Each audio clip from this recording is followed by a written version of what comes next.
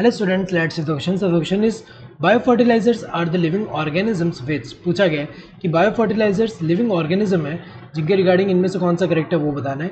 तो हमें पता है कि बायोफर्टिलाइजर्स होते क्या है. This are organisms, this are organisms that enrich nutrient quality of soil. So soil का जो न्यूट्रिएंट क्वालिटी है उसको एनरिच करते हैं ये. तो हमें पता है कि main source of bio fertilizer कौन से? Bacteria, fungi, then cyanobacteria. तो अगर हम देखें बैक्टीरिया में जैसे कि राइजोबियम है, सिम्बायोटिक एसोसिएशन शो करता है with roots of leguminous plant और नाइट्रोजन फिक्सेशन करे. इसके अलावा कुछ फ्री लिविंग भी होते हैं जैसे कि एजोस्पाइरिलम, देन एजोडोबैक्टर, वो भी नाइट्रोजन फिक्सेशन करते हैं. इसके अलावा साइनोबैक्टीरिया की अगर हम बात करें, ये क्या करते हैं? ये जैसे कि कुछ साइनोबैक्टीरिया जो है नाइट्रोजन फिक्सेशन कर सकते हैं, तो बाय दैट सॉइल का नाइट्रोजन कंटेंट जो है वो इंक्रीज करे.